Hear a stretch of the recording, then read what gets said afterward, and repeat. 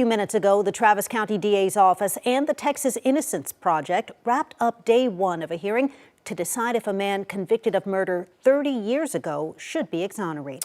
Allen Andre Causey was convicted in 1992 of killing 21-year-old Anita Byington in East Austin. KVUE's Malia Masamoto joins us live from outside the courtroom. And Malia, why are they looking into this case again, even though it's more than 30 years old? That's right. Well, Brian and Quita Causey's attorneys claimed he was coerced into giving a false confession by homicide detectives at that time. Now, this was during the so-called Polanco era, where Austin police detective Hector Polanco allegedly coerced several people into giving these false confessions. Now the DA's office and Causey's attorneys, they're using this hearing to actually implicate a different man in Anita Byington's murder.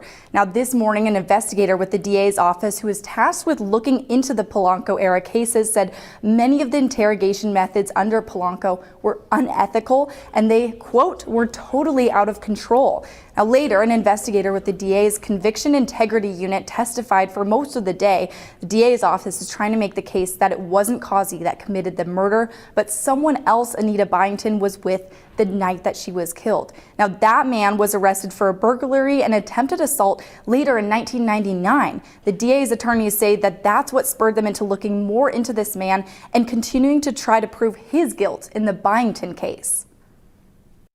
At the time, the injustice was multiplied by them convicting the wrong person, Andre Causey, and allowing the actual perpetrator to remain free to commit these additional crimes against women, crimes of violence against women. But Anita Byington's family wasn't happy to be in the court today. They think these hearings have been one-sided. They're also upset today with how the DA presented some evidence showing crime scene photos without any warning.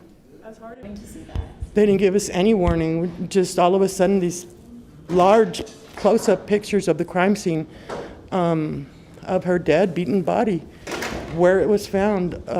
There was no warning whatsoever, and I think that's wrong. They should warn the family members.